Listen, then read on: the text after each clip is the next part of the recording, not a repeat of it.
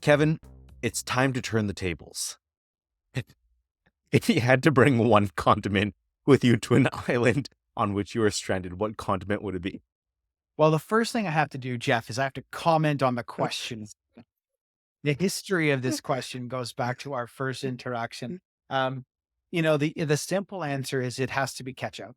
And I say that 1,000 times over the course of the time that I've used that question as when I try to break the ice and have conversations with people. So I was not surprised by the fact that you turn the tables on me and want to answer the question. I think the answer to the question is ketchup.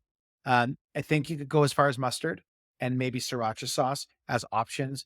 If you say mayo, I think it's probably you need to go get checked because it seems to me like the condiment of least choice and least practicality if one was stranded on a deserted island. So I'm going to go with my standard answer of ketchup.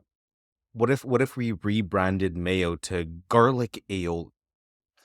You see, I think it's too specific. I think if you were trapped on a deserted island and for the rest of your life you were going to eat something, I think you'll find solace in ketchup. I think That's ketchup is fair. a comfort food, and you can also make soup out of it, right? And it could be a sunscreen, right? True.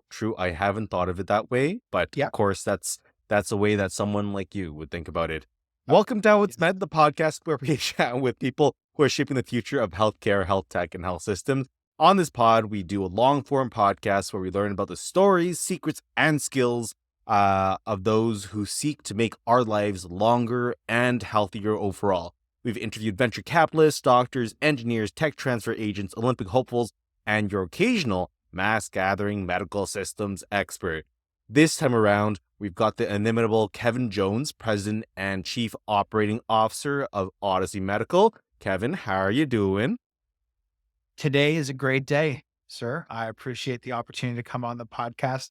I loved your intro.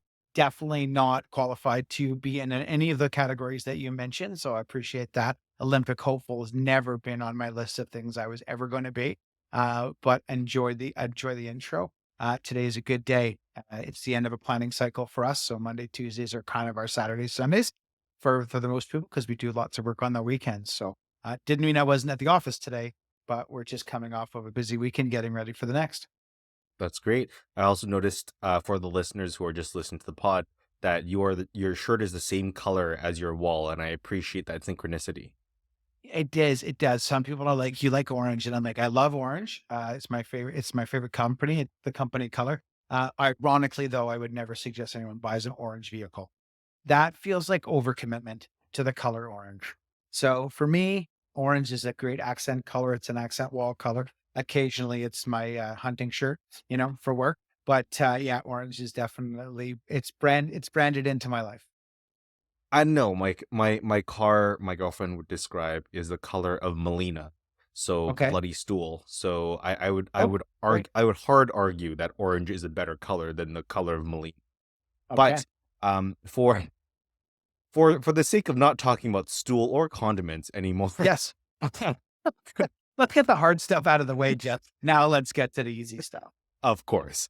Kevin, you've got a background in education with Georgian College and with, I'm going to totally butcher this name, Goujon Insurance. That's a Uh, very no, that's listen, that is very good. Most people get it wrong, but that is very good. all right. That was a 1 in 100 guess. To me, Yeah. these different experiences seem like completely separate fields that one would aim to work in as someone coming up in their career. So, by ways of trying to, I guess, break the ice, but not really break the ice, introduce your story, which Yeah. interest came first? So my truest background is in recreation. It's where I Okay. studied at the collegiate level. I studied recreation. I think by nature of who I am and what I've done in my life, education, both formal and informal, have been a very big part of my life. So I spent many years working in recreation, which as an extension is teaching, right? Teaching and outdoor recreation is a form of education that I'm passionate about. I wasn't a very good student. I was the student who thrived in the alternative options for education. It has been said and quoted many times, don't let school get in the way of your education.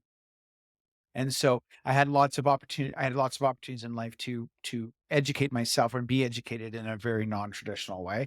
Not be by choice, but probably just by the nature of how I absorb information. So I think I'm a kinesthetic learner. I learn by doing. And I think for me, I inherited that and wanted to transfer that, which is there's lots of students that can learn, but they're going to learn in non-traditional ways. So I found myself coming out of working for 15 years in outdoor recreation, which is working with people, working with young people, working in the development phases and education of people's lives, and wanting to believe that it's something that I can offer, which is really the transmission of information and knowledge through relationship versus Mm. power. So be standing in front of the classroom with a chalk saying, Jeff, you will learn these multiplication tables and you will memorize these facts. I thought, well, there's a different way to learn information, transmit, retain, and take the life lessons. I think if you go back to your own primary school education and say, Jeff, what do you remember about your primary education? Most people at some point will stumble across a field trip, a camp trip, a teacher who took interest in their sport activities, a teacher or an educator who took interest in you as a person versus your academic successes. I didn't see academic success by grades, but I think there was a lot of teachers along the way that recognized that I had something to offer, but it wasn't going to be in my multiplication tables, right? I still struggle with some aspects of mathematics and those sorts of things. So I think education to me comes out of a passion and a desire to transmit information to a willing audience. Every teacher wants a willing audience. I just happen to gravitate towards subject material that people wanted to learn. So in outdoor recreation, when you're teaching students how to rock climb or canoe or tie knots or learn how to make a campfire, they're there and they're captive. They actually want to learn this information. So I think from an education and teaching perspective, I was fortunate enough to teach a subject material that was interesting. And the students there were willing. They wanted to learn it. So it makes the paradigm of teaching a little bit easier. I've taught formal education. I was a substitute teacher, taught kindergarten through high school as part of making up a career, fell into working at the collegiate system simply by being asked out a time early in my life to come in and do a guest speaking opportunity to a class of students. And by the end of the class, I was given an offer to teach a class. And I remember calling my father at the time at the time and saying, not my father at the time, but my father in time. I said, hey, I'm going back to school. And he's like, good for you. I think it's good that you're going to go back and pursue higher education. I think, yeah, but I'm going on the other side of the desk. And he's like, "Pardon?" I'm like, "Yes, I'm about to teach." And he's like, "Say that again." Of all of his of the 3 kids, I was probably the most unlikely to go back and teach. Of course, I'm not gonna teach in a traditional format. So Mhm. I spent 17 years teaching, between a partial and a full-time load at the collegiate system, specifically in a program that was designed really around kinesthetic learners. So I did this ski resort operations program. And it's a program that funnels students into resort management opportunities specifically related to the ski industry. So lots of really cool opportunities to teach really fantastic students, but weren't going to be students that were going to be in a mainstream program. They wanted to pursue education related to their passion. So we were fortunate enough over the years to build a program that was really responsive to the needs of the students. So going out and teaching my students ATVs and how to operate chainsaws and do first aid and tie knots and stuff. So I still gravitated towards content that I felt passionate about. Right. Mhm. And that as an extension of that, and in the meantime of all of that, I got involved in working with the insurance industry. And this portion of the program was really in the risk management program. And I was fortunate enough to work with a brokerage firm out of Sudbury, Ontario, Goujon, as you very well said, Jeff, which was a family brokerage that specialized in providing insurance for what we would classify in the category of higher risk. So these are going to be resorts, rafting operations, mountain biking, hunting, fishing lodges, those sorts of things. And I was fortunate enough to spend about 10 years working with them on the road as a risk and safety auditor. So that would be involved going into a facility, spending the day. And our motto was that we participated in the activities when available, to participate in the activity to understand it. So instead of it being clipboard assessment, okay, Jeff, yes, no, no, yes, no, it was more like, hey, I'm going to go for the day. I'm going to participate along with your staff, and I'm going to get some valuable and real insights as to what you actually do. And by embedding yourself into the program, you get a better sense of the risk, right? And risk is ever present. We can't eliminate it. We can only manage it, right? The safety portions of the program we can enhance, the risks we accept, and we try to mitigate. Life is full of risk. And we were very fortunate to work with willing clients. And these clients were willing to listen and learn and absorb and understand the recommendations. And we didn't take an enforcement stance. It wasn't like you must or you're not going to get. It was here's some list of recommendations. And very, very rarely over the course of hundreds of audits did we ever get to a point where we're like, if you don't do this, there's going to be a consequence, because that wasn't the program approach. The program approach was through 7 times education, 1 time enforcement, right? Can I explain to you? Can I educate you? Can I showcase? Can I help you by giving you templates and tools that will help you get to where we want you to be? And ultimately, that made again for a very symbiotic relationship with your insurance company, right? For those of who are listening, carry insurance. When was the last time your insurance broker called and said, "Hey, Jeff, how are things going in your life? Are we got you? Do we have you calculated properly? Do we understand the risks involved in your business operations?" And then tailor a program that suits your needs. So I believe, and if I look at the executive of my company, the team, that my senior leadership, we're all educators, both formally or informally. And I believe that the power of education teaches you baseline communication skills. And I think it also enhances your ability to relate, because as you go through students, my job as an educator is to teach the material in a way that my students can receive it. And when you have a classroom of 30 students, you have to find a different way to reach the majority of your students. It's never perfect. And I can appreciate, and I've got lots of history in traditional education to understand that when you're teaching mathematics, it's not always as easy as it's said, right? When I'm teaching a skill, there are some students that are going to master that skill pretty much natively. They're going to get it right away. There's going to be the bulk of the students who are going to learn it. And then there's going to be some students who are just going to be not able to, for a variety of reasons. Could be physical, could be interpretive of what the material and the expectation is. And it also could be psychomotor skills, the ability, I think, to actually put all the components together to execute the task at hand. We're not all going to be really good athletes. We all took phys ed, right? We were all exposed to all the different activities, sports, but none of a very small percentage of us went on to pursue any professional level, sports. I am a really good house league player. I'll play anything. I'll play anything at the beer league level. Mhm. So you've highlighted your story as kind of, I guess, to an extent linear. It isn't linear because you went from opportunity to opportunity and you brought Yep. your skill set from, I guess, outdoor education to indoor education about ski resorts, which, by the way, is super cool. And the economics behind it's fascinating, but Mhm. not part of this podcast. No. And then you tie that into insurance through serendipitous means, and you've tied your education skills into how you delivered that partnership around insurance. But have you ever brought your insurance hat in terms of risk management back into the classroom? I think that it's inherent with the teaching that I was doing. I was constantly in risk management mode because we were taking our students into non-traditional environment. So Hmm. we would take our students whitewater rafting. Not every school or program is designed to take your students out of the class and expose them. But for me, coming from outdoor recreation, that was normal. That's what we did. We were hired to bring students, educate and engage with them in the out of doors, which for some of the non-traditionalists, for a traditional teaching environment, seems a bit intrinsically difficult. So I give you an example. I worked at a facility that had a mountain bike program and a rock climbing wall. And we would offer that as a co-program. So the students would do one program in the morning and one in the afternoon. And through the marketing and sales process, we have teachers that go, "Oh, no, no, no, we can't do rock climbing. That's way too dangerous." And I'm like, let's process that for a minute. I'm going to take a 17-year-old boy and I'm going to put him on a bicycle and I'm going to take him out and I'm going to spend an hour teaching him how to do some basic skills. And then I'm basically going to set that person free on a trail to make their own decisions under their own power. And that's going to have positive result. I'm going to take somebody to a climbing wall. I'm going to tie them into a rope. I'm going to connect them to a safety system. I'm going to be intimately connected to that student while they engage. And basically the experience is in my control, right?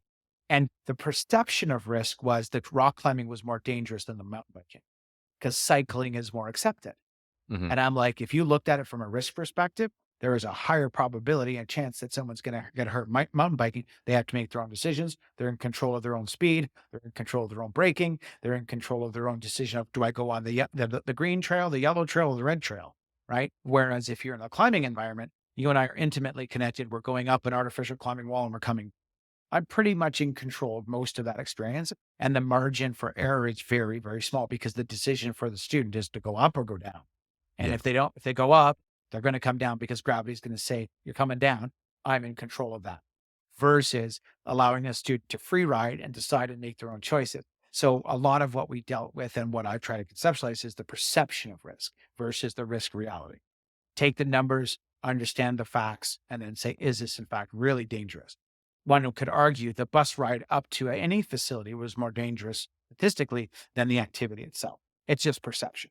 So it's constantly dealing with the idea and the perception. And that happens a lot in the event world, right? People think certain events are dangerous and risky, but when you boil them all down and distill the information, the answer is they're actually statistically not, right? But it's just the perception. Oh, 50,000 people at a music festival, people are going to get hurt. They're going to decide to overindulge in drugs and alcohol. And the answer is, what do you think happens in a major city on a regular day? That behavior is ever present. We manage it, we mitigate it through systems, and we take and understand the risks. We just want to put the safety systems in place to say what happens, nothing happens, right? So that's Mhm. us in a nutshell. That's super interesting. And the way that you frame risk management in terms of prevention, as well as thinking through the exact risk of each associated step that you take instead of just taking the perceived risk at hand, really is something that I relate to coming from a medical background, because Yeah. really the whole point of medicine is like do no harm, right? So you want to prevent risk. There's always like risk stratification, etc. So I identify that, and I think that crosses over very much into the risk management slash insurance world. But where our worlds kind of align is event medical management, and nowhere, I guess, nowhere directly in your path so far that you've told me really, lands you directly in the world of event medical management. And I see that grin on your face. So tell me Uh-huh. the story. Oh, I came at it by accident, right? And that's a pun intended, right? So because of working at different types of facilities, managing safety, risk, and response, right? At the end of the day, event medicine we believe it to be about prevention, but at some level, it's about response and reaction, right? Because we don't control the behavior of the participants, right? As a clinician, you don't control the behavior of your patients. What you Hmm. can do is advise, counsel, but at some level, you are going to react, treat that person to care for them based on their decisions. Some are Yep. decisions and some aren't. Some are just medical factoids that happen to people and it happens to them for no particular reason or no history. It's just the way that their body has decided to react to certain situations. So for me, I fell into this business, saw a need and built it slowly over time. Um, and I made every single mistake that a business owner and an entrepreneur can make along the way. I have some mentors. I provide some mentorship to some business people, some young business and entrepreneurs. And I was like, everything I can tell you, I can tell you by accident. I can tell you because I've probably made that mistake. And hopefully I've learned from the mistake. Sometimes you don't. As an entrepreneur, when I started the business, I say to people, I jumped off the cliff and built the plane on the way down. You can probably tell by my personality, I didn't have a Loctite business plan because most people, when they run a business plan in a business such as the event business, they probably would conclude it's probably not a reasonable business to be in because the variable nature of the business, the service model is extraordinarily volatile, right? Hmm. We go a regular year pre-COVID, the event space is volatile. COVID watched 95% of our business disappear in 96 hours, right? The world got shut down. Don't gather in groups. Okay, well, that's events, right? Worked through 2 years of 2.5 years, almost 3 years of uncertainty, and now of coming back out of the light of a global pandemic that hopefully you and I never see again in our life. But so all of that was about being adaptable, understanding the opportunity. At the end of the day, building a good product or offering a good service will inherently make what you do easier, but not everybody buys into what you're offering because the services that we offer don't always get tested. Hmm. You have an airbag in your car, Jeff? Yes. Is it a good Fortunately, airbag? Is it a good airbag? I don't know until it's used. Exactly. So when you look at our services that are built around safety systems, airbags, fire extinguishers, event medical companies, 911 services, mom has that little chain around her neck and hits the button and she hopes somebody answers the phone at the other end and says, hey, you don't know that unless you test it. So a lot of what we deal in the uncertainty of the marketplace is that people don't know what they don't have certainty, right? Because they said, oh, well, I have this safety program and it's fantastic, but they don't actually know that it works because it's never been tested. Hmm. Then we have world events, Boston Marathon, 10-year anniversary this year, Astro World. There's countless examples where the safety systems have been tested and we've learned from both the successes. I don't say failures, but the opportunities, because I'm trying to put a positive spin on the fact that you cannot prevent everything from happening because you can't conceivably think of everything that something's going to happen.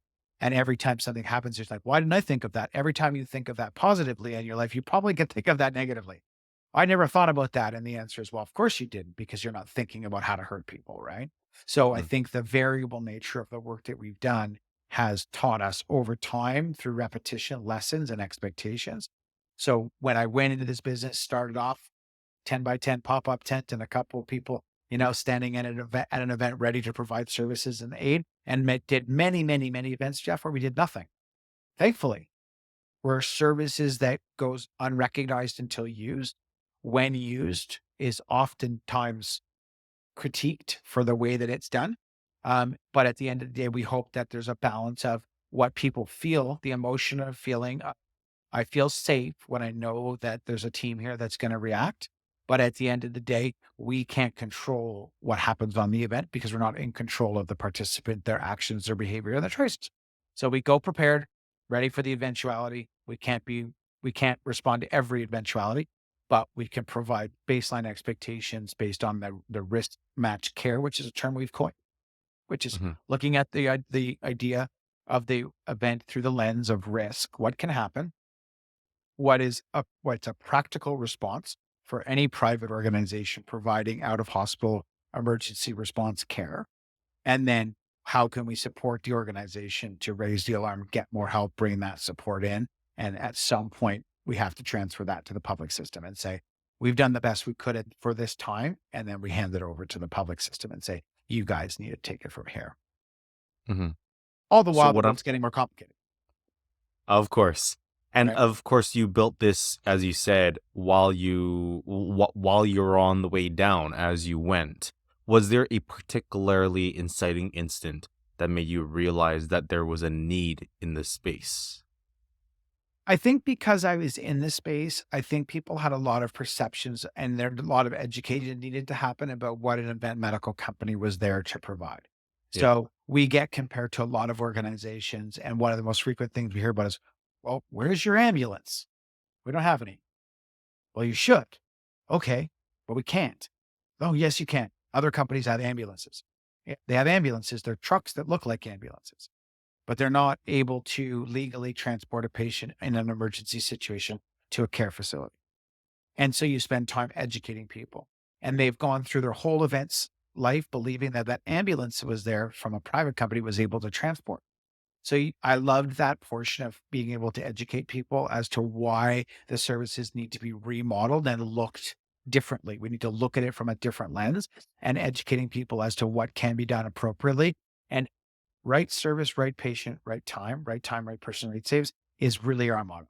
At some point, if somebody's injured at a site and they have a long bone fracture, okay, they have a leg fracture, there's nothing we can do for you at a site that's a temporary healthcare space. We need to put you in an ambulance and get you to a hospital. Why? Hmm. Because that's what the Canadian socialized healthcare system is built on. Hmm. Get you in an ambulance. If you have sutures that are required, so you need 2, 3 sutures in your knee because you fell off your bike, and we have the clinical staff and capabilities to do it. Well, why can't we take care of you and at the same time take the pressure off of the healthcare system? The healthcare system is under so much pressure. And if you've spent any time in the States and you view the non-socialized healthcare system, the costs associated with receiving care as a deterrent. My belief is that under the provisions of the law, a person putting on an event has a duty and an obligation to provide some baseline care. And that deciding what that baseline care has a lot to do with the conversation with the promoter, the organizer, the facility to say, hey, Jeff, you're hosting an event. What's practical? What's reasonable? We've covered weddings for people before. And we're like, what are we doing? Why are we sending a medical person to a wedding? Right? And the answer is the person has a history. There's something there that's telling them they want to be prepared. They've had they have an elderly population coming to their wedding, and they want to have the comfort that if something happens, right, that there's somebody available to treat and care for without the disruption that might happen if there wasn't anyone designated to take that care. So I think the range of events from music festivals with 50,000 people to very intimate gatherings with a very few people, but a high concern is really the attraction to understanding what we need to provide. And there's no rule book. There's no rule book in Canada that says if you have X amount of people and you're doing this X amount of activity, this is what you should provide. It's really up to each individual person to do, each individual promoter or organizer to do a risk assessment and understand what the consequences are of the environment that they're working in. Okay. So Extra. you've talked all about what Odyssey does. Right. But I mean that falls, at least in the way that I'm framing it, under the umbrella of event medical management. Mhm. Not everyone who's listening knows what event medical management is. And to allow people to better understand what event medical management is, I've Yep. got two options for you to explain it. Okay. Number one, if you're a Flash gamer, I'm not sure if you ever played Flash games very much or if that was just my Zoomer generation, did you? I understand it, but I'm not a gamer. Okay, all right. Are you familiar with the games Bloons or Diner Dash? I unfortunately not. Diner Dash to me is something that you do to get your meal delivered to your office. But okay, carry on. Give me an Okay, so explanation. let's not go down those paths then. Okay. If you had to explain to me or explain to a 5-year-old what medical event management is, how would you do it using only monosyllabic or bisyllabic words? I don't even know what mono or bisyllabic mean, but I'll try. One or two syllables. Yeah. So what we do is we bring to the field to where you're playing, we bring you the nurse's office. We bring you the doctor's office. We bring you the dentist's office. We bring you the place that you can go and get help if you're hurt. And we bring it to the event versus it being something that you have to go to. Hmm. I Okay. don't know that that answers the question the way that you wanted to be because it's an interesting question I've never thought about. Yeah, that's fair You enough. stumped me. You stumped me, Jeff. That's not my intention, but I think That's okay. to push back on your Sure. explanation, I think you've oversimplified it because Okay. you do more than bring the doctors, you do more than bring the dentist. Yeah. You also do all the planning to make sure that the doctors, the dentists, the nurses, everyone has the resources they need in order to best serve patients to the best of their ability when they're there, but also just through our conversation, I understand there's Yeah. preventative care in making sure that there's education Yeah. as well as planning to mitigate to what extent you can injuries so that number one, you aren't overloaded. And number two, that in case something does go wrong beyond your capabilities to handle in the field, that you have a clear path to access high levels of care. Of course, that doesn't translate as well to a 5-year-old. Um, but what I'm saying is you did a pretty good job defining that, but I think the idea of what you do is quite complex, and that summary didn't really do justice to the amazing work that you do. Yeah. I appreciate that. I think of us in two ways is that we are the envelope of safety around an event. Okay. Okay. So the envelope of safety starts months and months in the planning process. We have a 7-step process that we go through to define and prepare for an event. And it's 70% in the planning, Hmm. right? The work that we do is in the advance, in the what we call the advance, right? The advance work up to understanding who the people are, what are they doing it, where are they doing it, how are they doing it, and how long are they going to be doing it for? Right? So planning for a furry 5K in a community park is a much different preparation cycle than an ultra marathon where people are going to be running, let's say, 100 miles over a 36-hour period. The stresses on the body and the opportunity for injury and illness to be present is much different. And it's not to say that they're higher or lower risk. It's really hard to look at that and say, well, the people going to an ultra marathon, they've actually prepared for this. They've trained, they've stressed their body, they've done the distance before, they understand food and nutrition, they have a support team that's there present to help them. The folks that are going to go and do the furry 5K, they're going to wake up that morning and say, hey, what do you want to do today? I say, hey, I heard there's a run in the park. Why don't we go and do that with no preparation, right? But a shorter period of intensity. So somebody going out for that event might be like, I'm going to go out and I'm going to run this in 40 minutes. I'm going to do this 5K in 40 minutes. For them, that's a massive physical feat. It's a physiological stress on their body. And it may, in fact, I can't say this definitively, but may be more difficult on the body systems because they're choosing to put it under duress for a short period of time with no preparation. Hmm. Versus the ultra marathoner, right, is there, they've prepared, they've done all the things I indicated in advance of that. So they theoretically, they've done some more preparation, which has prepared them for the eventuality when something goes dip wrong for them. So I think it's the envelope of safety that we put around an event that could be things like pre-event communication, communicating with the surrounding healthcare partners. We're bringing an event to your community. This is what you can expect. This can be liaisoning and working with the local paramedic service, right? Hey, how do we reduce the impact that this event has on the community? Right? Because every time we're at a music festival, if we needed to transport somebody to a hospital and called an ambulance, the system would be overloaded very, very quickly. And the system would get grumpy because I think of the services that we provide have an obligation to minimize the impact that they have on the community. But at the same token, the community these are invited guests. You're inviting people to your community to participate. Therefore, if the communities, the municipalities, the healthcare system needs to be a good host, right? We're going to bring, like, FIFA's coming to Canada. We've brought world-class events to Canada, and we need to consider, like the Olympics, we need to be able to consider what impacts those are going to be on the local healthcare system, mitigate the impacts, but at the same time, maintain a level of equality amongst our healthcare, which is just because you're here for an event doesn't mean you get to the top of the line, right? There's a system that is built through what the Canadian healthcare system is. It's built on some premise of equality across that, right? Hmm. Not the topic of today's conversation, because I know there's a lot in there that's a bit of a minefield. But one, bringing people to the community, how do we minimize the impact on the local healthcare services? The one way to do that is to utilize the services of a company that can bring healthcare to the site. Hmm. So we mentioned, I guess, ad nauseum there to the fact that you're bringing medical service to site and that 70% of the work is done before you actually see any patients, before the Yep. event happens. How did you figure this all out? Was it just as you go along, as you learned, or was there, I guess, any particular inciting instant?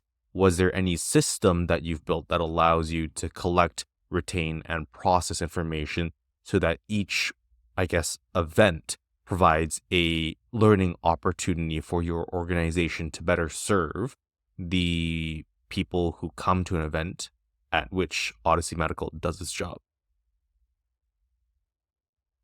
Research. There's a lack of research in the mass gathering medicine field. So if you go out and type mass gathering medicine into Google, you'll find very shallow data. There's a few worldwide organizations that do promote the collection of data. One of the limitations in our industry, because it's still in its infancy. If I say the word mass gathering medicine to people, they're like, what? What are you talking about? You're like, hey, bring a large group of people into a specific space for a specific purpose. There's going to be healthcare needs. How do we respond to those healthcare needs? So certainly for me, when we started looking at something, there was a lack of data because Hmm. there's no international, national, provincial, or local correlation to the data to say, hey, how many, if you have this number of people, how many ambulances do you need? How many doctors do you need? How many nurses do you need? So we built that through knowledge based exchange with people that have done it before us. So looking at audience profile, looking at past iterations. The UK has a lot of information. It's harder to decipher. The Australians have some really good information. The Americans have a lot of experience, but not a lot of data to share about how and why they did that. To the point that we're currently working on a project, which is, can we establish in Canada some form of national standard to say if you're going to have a certain type of event with this audience profile in these types of locations, this is probably what you need. We know that at a triathlon, for example, we'll see between 1% and 2% of the population. Hmm. That's a pretty big range though, Jeff, between 1 and 2, right? And so what do you prepare for? So we decide we're going to prepare for 5%. So we're going to take that number, anticipated number, we're going to double it, and we're going to give ourselves another 10% buffer because we want to have some additional ability to deal with the unexpected, right? And the unexpected are going to be stuff that we can forecast. We may be able to forecast in the short term, but we need to react to on the day, because what people forget is events are live. They're then and there. There's no delay. If the event goes off and it starts going, there's uh, there's a lot of reluctance to cancel it, right? Once it goes. So then we need to be prepared for the outcome. And the outcome is going to be, the big factors are going to be weather, crowd management, active violence, intentional violence. More so now, the concept of opiate poisoning, something like entering into the facility with the intent to be used recreationally, but then it gets out of hand. How do you mitigate those problems? There's a certain level of preparedness that your group that's on site need to be ready for. And then at some point, you're calling in the public safety agencies to say, we've done we always anecdotally talk, depending on the site, about the first 15 minutes. Like that, the on-site team would be responsible for the first 15 minutes, directly responsible, before the outside agencies or the public safety agencies would come in. No different than a hospital facility, right? If you went into a code orange or whatever your hospital or your facility calls an event of significance, the hospital needs to be self-reliant to a certain point. But if there's a fire in the building and you've used your fire extinguishers and you've used your standpipe, in very short order, if the fire is progressing, you're going to need the fire department. No different than us. At some point, it becomes outside the capacity of the on-site team. The issue is, what's the measuring stick that we use for the time lapse? It has a lot to do with where you are, what activity is being undertaken, and what is a practical and reasonable resource, right? Being ready for an active shooter event or something of active aggression at a running race seems like it's an unlikely pairing. But anytime you bring a group of people, you create a target rich environment. So you sort of have to be prepared for that. If you're doing a music concert, there might be a higher probability of an act of aggression, right? It correlates, but it's very hard to correlate that data other than through experience, right? And that's Hmm. where the data part comes in. And I know that there's a portion of this audience that likes understanding technology and data. So how do you present real-time data and intelligence? And then how do you share that intelligence to help and aid the future? To say, hey, Jeff, you're going to put on a concert in your area. Here's what you might expect, right? It's hard. It's only through relationships that you're probably going to get that intelligence. Hmm. So what I'm hearing is that a lot of the work that you do is based off of a relationships, communication, sharing based off of those relationships to gather the data that you need in order to make sure that you're able to plan for these specific demographics as well as, I guess, specifics of the event at hand that will allow you to plan ahead and mitigate any risks tailored to the event that you're going to. I guess my question that spirals off that is the main barrier to innovation in mass gathering medicine as you've described it so far? Is the main barrier the lack of access to large swaths of data with which people can work? Or are there already innovations that are being developed or have been developed by other groups that have access to data in a more, I guess, data from more concentrated settings? Yeah, so let's go over the recent pandemic, if you don't mind, as an example. What made Sure. the pandemic Sure. response for the first year was the lack of data. We had no data. We didn't understand transmission rate. Okay. We didn't understand consequence. So if you extrapolate that in year 2 of the pandemic, we got better because people agreed to share information.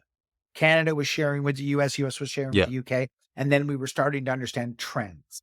So what were the consequences? What were the responses and what was working? What I think the pandemic did was it opened up the world to data analysis. You go on to the trackers and you were able to see Hmm. what was going on. Imagine if there was a database for events, and every event that was done, there was an initiative to be able to share that data. So Jeff could go in and say, "Hey, I'm planning a triathlon, or I'm planning a gaming event." You brought it up. I'll bring it back to you. You're planning a gaming event, and people think, well, a bunch of people sitting in an auditorium or a space doing this. Well, did you know that those participants, they may be prone to or utilization of caffeine, right? That it tends to be part of the culture, the drink, the energy drink, those sorts of things. So that can lead to a number of health related issues in young people, right? Because it mirrors and masks different symptoms and feelings. And it can add complexity to even the most minor cases when you've got elevated levels of stimulants in the body. So you'd think, oh, they're relatively benign, but the answer is they're not. You've got relatively young people, but are exposing themselves to high volumes of, I'm using caffeine because nobody has strong feelings about caffeine, right? And so there's maybe a database where you can go and grab some information, be like, hey, if you're doing that type of event, these are the things you need to worry about. If you're doing a concert in the park for symphony type music, here's what you need to consider. So the pandemic taught us how to share information through valuable data points, open to both interpretation but preparation. So in the first year of the pandemic, we had no data, so everybody reacted, right? We needed all these things and stuff, and slowly as we started to understand more, and that's a 3-year blip in the world's history, right? In our lifetime, events have been going on since the beginning of time, gathering large gatherings of people. So if you look at internationally, one of the largest gatherings of people is religious, any sort of religious pilgrimage.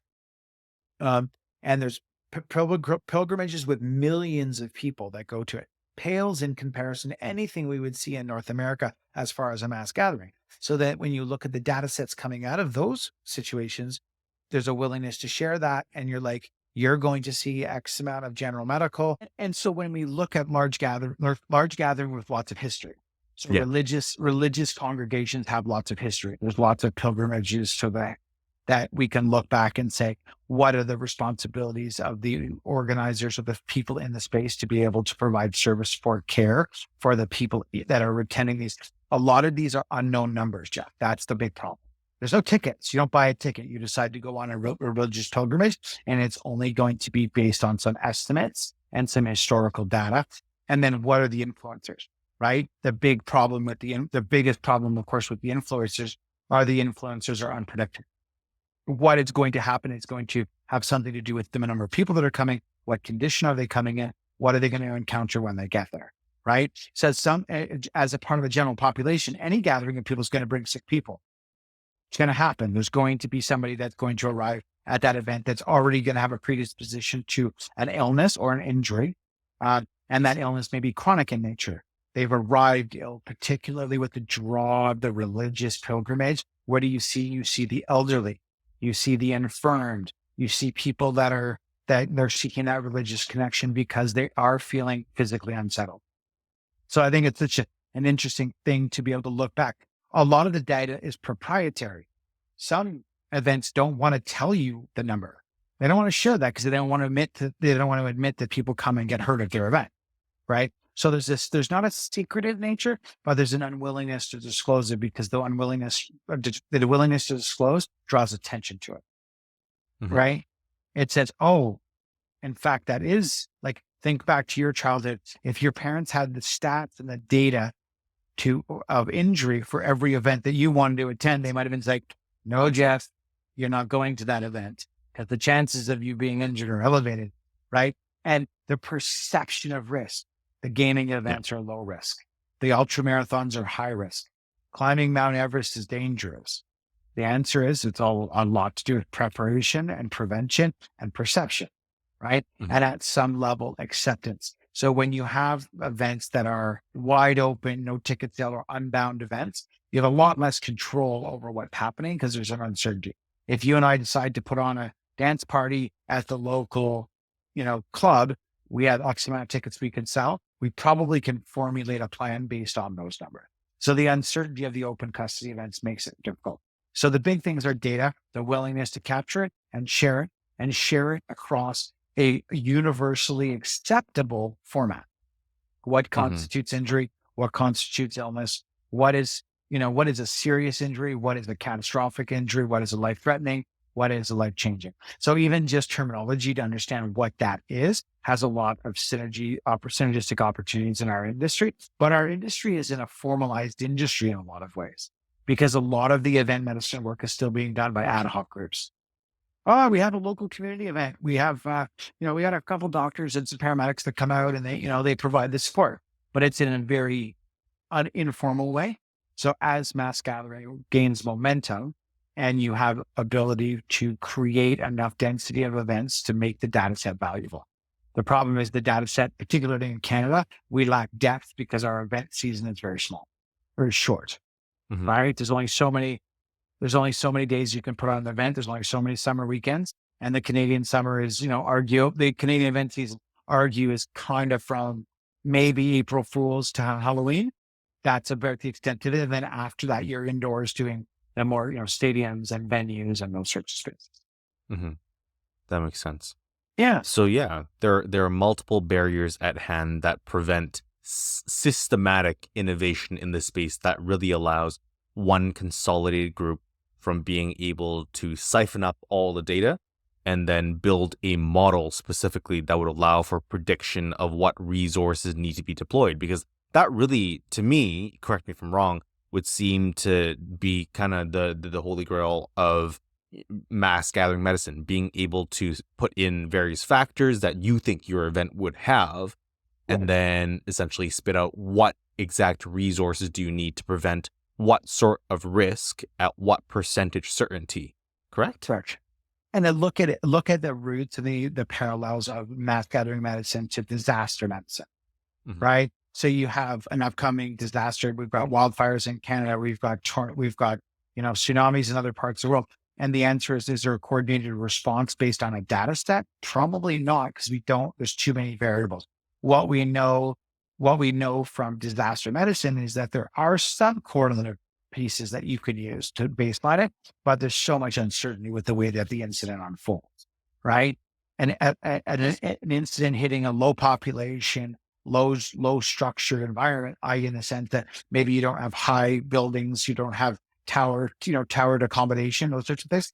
As an earthquake hitting an area where you've got 1, 2 story buildings that are made out of less heavy natural materials versus hitting somebody where you're a massive urban center.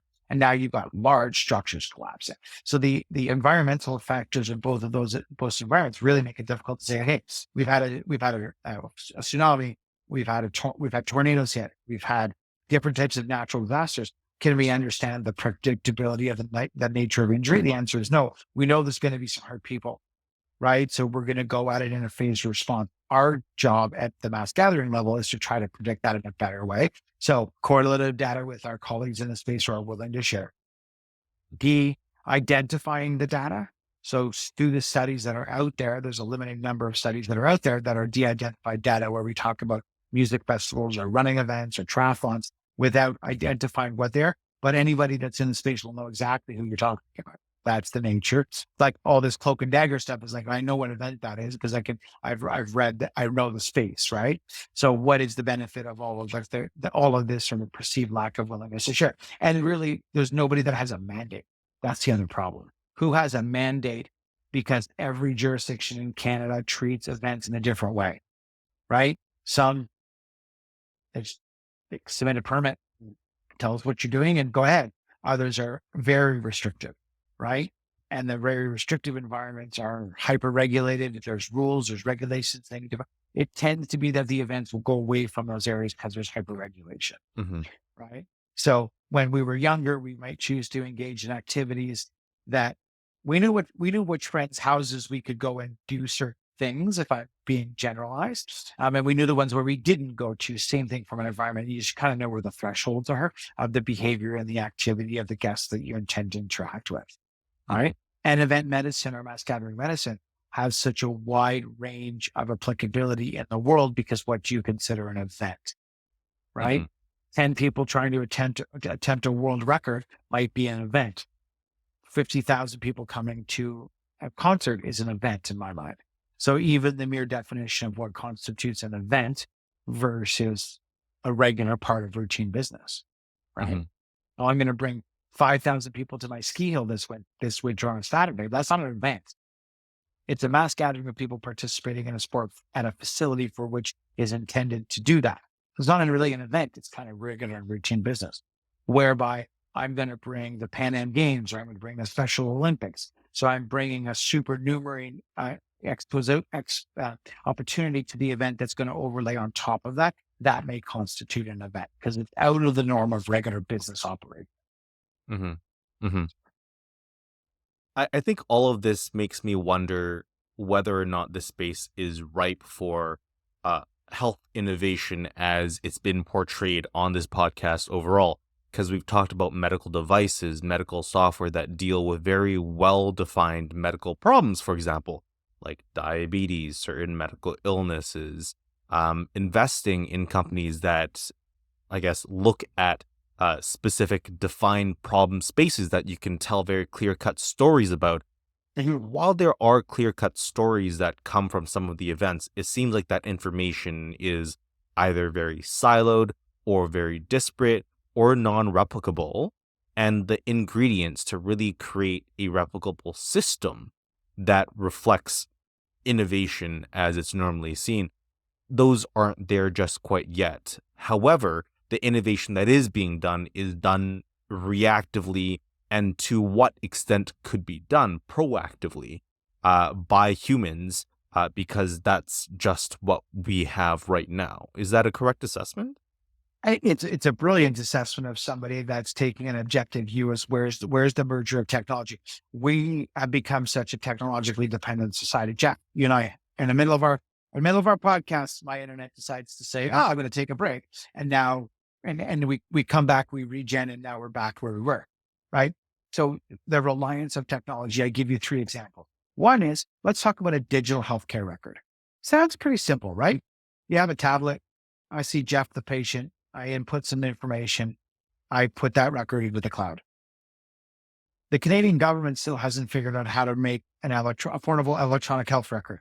So how is Odyssey Medical going to figure out? There's EPCR programs out. Oh, there's lots of them. They're expensive.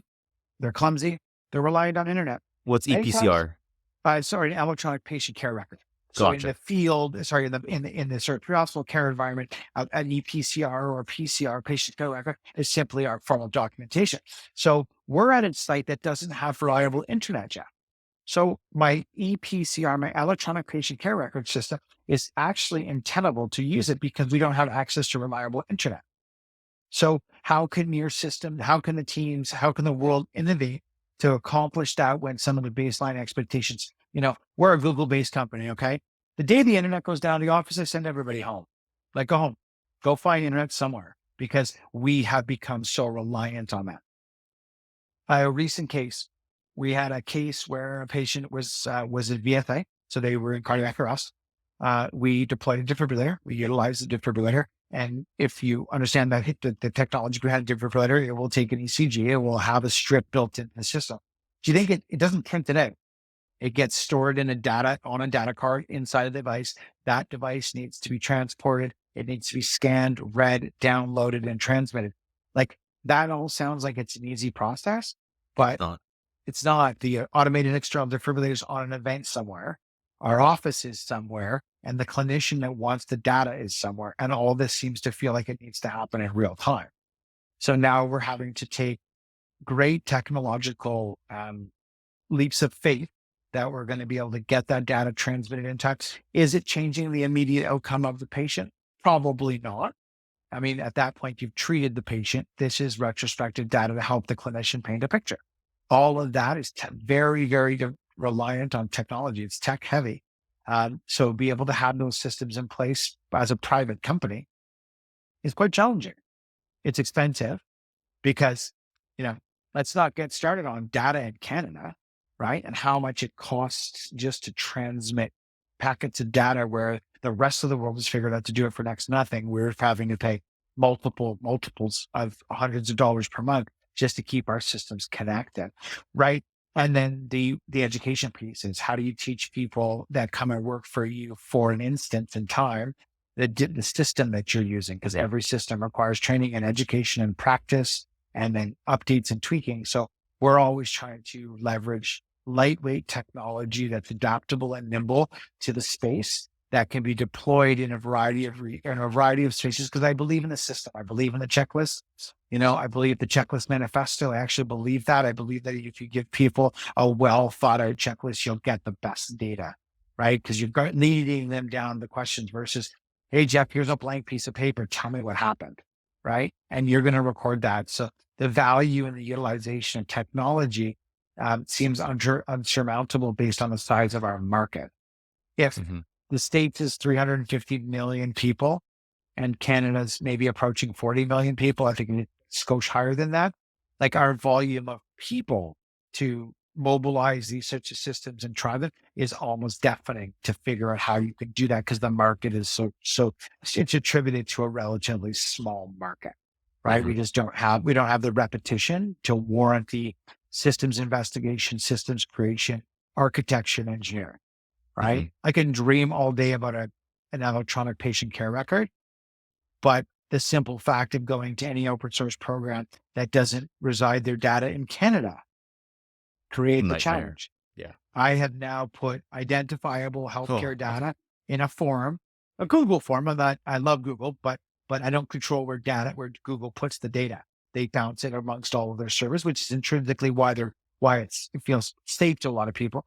But I would be, there's some questionable processes in there to make sure that the data is being held in the most secure and proper way, Mhm. right? And it becomes big data at some point. The amassing of 100 events a year. I'm looking at our stack of physical papers, forms, like, charts. I've got, 57 bankers boxes full of patient charts. I know that number because I just recently counted them. And it's like, what am I going to do with these? Because I have to keep these for 18 years. And you keep creating more, right? And that's a blessing in disguise. It's a sense of the accomplishment of the work that we're doing by treating and taking care of people. But at the same time, it's daunting because now I'm looking at all of these forms that I have to maintain integrity on for a long, long time. Help Yeah. tech industry, help figure it out. Yeah, that's fair enough. Before we close off, you've Yeah. highlighted an incredible amount of information about a space that may not be well known to many, and Yeah. highlighted the barriers to innovation in the way that we think of it that's very tech dependent. But you've also highlighted the ways in which you've innovated to make sure that you can think ahead of time and use human resourcefulness, research, relationships to make sure you can think ahead of time and predict what preventative care looks like and make sure that people don't get ill when there's a risk that they do. Right. Um, is there anything that the listener can do to, I guess, support the work that you do, or is there anything else that you want to plug at all? I think there's a few things that come to mind. One is there's a movement afoot among some race organizers to make the healthcare data accessible in a database at the choice of the participant. So we have systems where if you're running a marathon, on the back of the bib, you could write if you had any medical concern, and that's simply a black marker says Jeff asthma, right? I think those education pieces really help to have people foster an understanding of the importance of reflecting upon your own health before participation. If you have a pre-existing condition, look for systems that allow you to echo that. That's one. Hmm. Two, I think it would be a wonderful thing that people that participate in events understand the responsibility that they have towards fellow participants. So this is kind of like the crowd mentality, which is if I see somebody in distress, how can I help? Right? In cases where very well documented bystander initial CPR, resuscitative efforts have made the difference of a positive versus a negative outcome. If I could stand up and say, how do we make cardiac safe events? How do we educate people to learn hands only CPR, promote that, wear a wristband that says, I'm willing to stop my race and help somebody if the situation arises. There's organizers that are promoting this sort of, we take care of each other. I would love to believe that in society, that if somebody collapsed in front of me, every single person that ran by would like stop and offer assistance. We know that that's not practical and it's not the right thing to do, the spontaneous response, but you would not, see somebody falter in a race or a foot marathon or a foot race. You'd stop and be like, hey, are you okay? And if you go through social media, you'll see countless examples, right, of people that offer assistance and are willing to interrupt their day to help somebody. Because I think people that are attracted to medicine are people that come from helping professions, or they come from helping experiences. They were dog walkers, they were camp counselors, they were lifeguards, they were people that were in helping professions, are drawn towards medicine, right? There's lots of people out there that, if asked, will help, right? They don't offer the help because sometimes they think somebody else is going to do it. The answer is, let's just get on, let's just get on with doing what we can for that person at the time. And then the supportive help will come along, and I'm always interested in technological innovations that are going to be palpable and cost effective, because many of the things that we do when we adopt tech solutions is we have to transfer those costs to the promoter, to the organizer, the person paying paying the bill, so to speak. So we're always looking for solutions that are open source, that are innovative, but that actually have to solve a problem, right? Mhm. I don't know how many to-do apps I've downloaded from the web, Jeff. Probably, probably 50 of them. And at the end of the day, what am I trying to solve? I'm trying to solve a problem of discipline, which is Kevin taking out a pad of paper and writing down what he has to do and putting a line through it. It's so very basic, but it's sometimes so difficult to do. So we get lured into believing that there's a tech solution out there for every problem that we have. And the reality, it comes down to discipline, right? So instilling a good sense of discipline in our teams that are doing the work to follow the processes is key. If we can gamify it and make it easier, adopting checklists and utilization of technology will really help for compliance, right? Mhm. Because if it's easy, people will do it. It's when it becomes onerous, difficult, clumsy, it crashes. I want to answer this and it won't let me. We've all been there, right? We've all called in. We've all started an application for something online and then it's crashed on us. Then we've had to go back and do it again. And just as a civilian in life, that happens, right? Then you got to call the call center and they say, well, Jeff, let's start at tech level 1. But have you unplugged the machine? Yes, I've unplugged the machine and I've done all the things that I need to do. My point of all of that is to make sure that we're adopting the right technology, nimble and flexible. And then I think understanding the cost consequences that, well, for an event that happens once a year, there's not a technology budget that makes sense. It's when you can overlay that across a landscape of events and everybody shares the cost. That's fair enough. All right.